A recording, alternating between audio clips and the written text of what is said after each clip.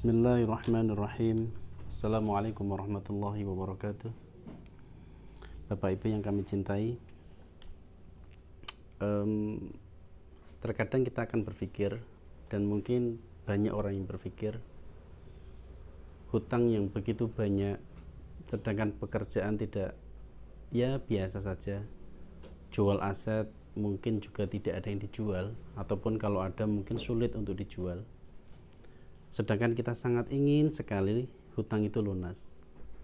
Maka di saat itu kita berpikir kita butuh yang namanya keajaiban. Saya ulangi, banyak mungkin orang yang berpikir untuk bisa menyelesaikan semua urusan, termasuk hutang yang begitu banyak, lilitan hutang yang begitu dalam atau berliku-liku urusannya, kita berpikir hanya keajaiban yang bisa menyelesaikan ini semua. Kita berpikir seperti itu dikarenakan mungkin pekerjaannya kurang menjanjikan, mungkin mau jual aset juga nggak ada, atau mungkin sulit atau tidak sepadan. Di saat itulah kita mulai berpikir, jika ada keajaiban, mungkin urusan ini akan selesai. Maka dalam video kali ini kami coba akan sampaikan bahwa keajaiban itu ada. Sayang sekali kami harus jujur apa adanya bahwa keajaiban itu bukan lotre. Keajaiban itu bukan diundi. Oh, hari ini yang dapat keajaiban Pak Budi, besoknya lagi yang dapat keajaiban Pak Bambang. Tidak demikian. Keajaiban itu adalah pemberian langsung dari Allah kepada mereka yang pantas mendapatkannya, atau kepada mereka yang Allah kehendaki. Bukan diundi, bukan di lotre. Sehingga kalau Anda hanya menunggu saja, rasa-rasanya sia-sia. Baik. Di era dulu, kita bicara surah Nabawiyah misalkan, di eranya Nabi Ibrahim alaihissalam, kita pernah mendengar sebuah cerita yang masyhur, yang mungkin semua orang meyakini, terutama mereka yang beriman, bahwa api Allah bisa jadikan dingin, padahal karakter dasarnya adalah panas. Ajaib bukan? Allah yang menghendaki itu, dan Allah yang mampu. Di eranya Nabi Musa misalkan, lautan yang begitu dalam, sungai yang begitu luas itu bisa menjadi jalan, bahkan air itu bisa tenang dan tidak, mereka bisa membelah, tidak hanya tidak tumpah, dia bisa seperti ada dinding. Kemudian Nabi Musa dan Bani Israel kemudian lewat dengan selamat, sedangkan Fir'aun kemudian mereka hanyut di dalamnya. Kok bisa? Ya, Allah yang menghendakinya. Dia pemilik segala keajaiban. Di zamannya Nabi Muhammad SAW misalkan, rembulan atau bulan itu bisa dibelah beliau dengan jari di bumi. Bulan di sana, jari yang ada di bumi ini membelah itu, terbelah bulan itu, dan bisa tertelangkup kembali. Allah abadikan peristiwa ini di dalam sebuah Al-Quran. Kita kemudian mungkin, itu kan Nabi Pak. Bagaimana dengan kami? Kami bukan Nabi. Kami bukan Nabi Ibrahim, kami bukan Nabi Musa, kami juga bukan Nabi Muhammad. Apakah layak kami mendapatkan keajaiban itu? Sekarang coba lihat diri Anda. Anda itu dibuat dari setitik air, dari bapak dan ibu. Air yang sedikit ini ketemu, tiba-tiba bisa menjadi Anda. Bagaimana bisa? Apakah ini tidak disebut ajaib? Air ketemu air, kok bisa tumbuh gigi, bisa tumbuh rambut, ada tulangnya dan seterusnya. Dan mereka punya karakter yang berbeda. Kalau rambut makin lama makin panjang, kuku kita makin lama juga makin panjang, tapi tidak gigi kita. Karena sekarang bayangkan kalau gigi Anda makin lama makin panjang, logikanya bahannya sama kan, jadi karakternya mestinya harusnya sama, tapi tidak. Coba bayangkan kalau Allah izinkan semuanya makin lama makin panjang, termasuk gigimu. Maka mungkin hari ini tidak ada artis, tidak ada orang ganteng, tidak ada orang cantik gitu,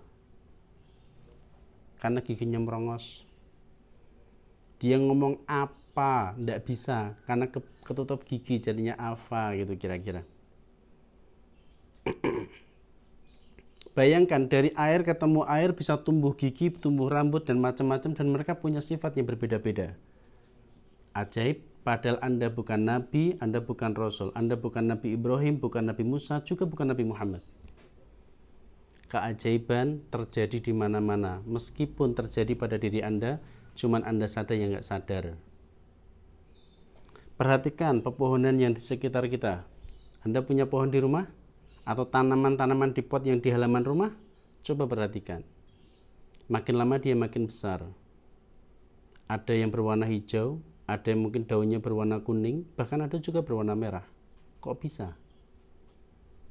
Kemudian mereka ada yang berbunga, ada juga yang berbuah. Buahnya bentuknya beraneka ragam. Bahkan rasanya pun beraneka ragam. Siapa yang buat itu? Allah. Padahal awalnya ada yang dari biji, ada yang dari batang, ada yang dari daun, dan berbagai jenis. Allah pemilik segala keajaiban. Kalau hanya urusan hutang, urusan butuh uang, itu urusan yang paling mudah. Lebih sulit bikin manusia, lebih sulit bikin pohon itu berbuah. Karena kalau hanya masalah uang saja Allah pengen sampaikan ke kita, Allah ingin beri uang itu, cukup Allah bikin laris toko yang kita punya, maka tahu-tahu uang kita banyak.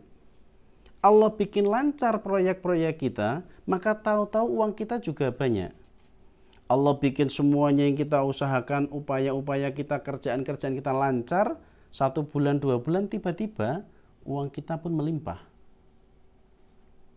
Tetapi banyak orang yang tidak percaya itu. Anehnya kalau mereka pas sakit minta sembuh sama Allah, dia berdoa, ya Allah beri aku kesembuhan. Pada saat mereka menikah belum punya anak, mereka mintanya juga sama Allah, ya Allah beri kami anak. Tapi pada saat mereka butuh uang, mereka tidak datang ke Allah tapi datangnya ke bank. Seolah-olah Allah bisa beri kesehatan, Allah bisa beri anak, tapi tidak bisa beri uang. Padahal itu paling mudah, itu urusan termudah, urusan uang. Sehingga keajaiban itu ada. Sekarang kami punya beberapa contoh kasus yang kami perhatikan di sekitar kami. Ada orang yang hutangnya puluhan juta, ada juga yang ratusan juta sampai hampir 550 juta ada juga. Mereka bisa lunas tanpa menjual aset, tanpa bekerja. Uang itu datang dari jalur, bukan dari keduanya. Bukan dari jual aset, bukan dari bekerja. Dua-duanya bisa lunas, dan dua-duanya saat ini ada di sekitar saya orangnya. Artinya, itu adalah fakta yang tidak bisa diabaikan. Maka keajaiban itu ada. Bagaimana cara mendapatkannya? Karena yang punya keajaiban Allah, maka untuk menuju Allah adalah ibadah. Banyak orang tahu itu, tapi caranya dia tidak mau. Dia hanya pengen keajaibannya, tapi tidak mau prosesnya. Padahal ibadah yang kita lakukan, itu tidak hanya mendatangkan keajaiban di dunia, juga membuat kita selamat di akhirat atau di alam kubur nanti. Nggak ada ruginya. Maka dengan ini Bapak Ibu kami sampaikan dan kami tegaskan keajaiban itu ada. Berapapun utang jenengan bisa lunas jika Allah menghendaki. Serumit apapun utang jenengan, mungkin pinjam BPKB orang, pinjam sertifikatnya siapa atau bagaimana, serumit apapun urusan itu, kalau Allah menghendaki lunas, lunas. Meskipun pekerjaan jenengan tidak menjanjikan, meskipun tidak ada aset yang panjenengan jual, jika Allah menghendaki lunas, maka lunas. Maka dengan begitu, janganlah berputus asa, harapan itu sangat ada. Bersegeralah, Allah menunggu dan beribadahlah untuk menjemput itu. Maka dengan itu, kami sampaikan mudah-mudahan Bapak Ibu berkenan untuk memulai, memperbaiki diri, dan mau meningkatkan ibadahnya, supaya hidup kita, hidup panjenengan, jauh dari mara bahaya dan musibah, mendapatkan keselamatan, mendapatkan rahmatnya Allah, dan mendapatkan kenikmatan dunia dan akhirat. Terima kasih. Mohon maaf atas segala kekurangan, mudah-mudahan ada manfaatnya. Kami akhiri. Assalamualaikum warahmatullahi wabarakatuh.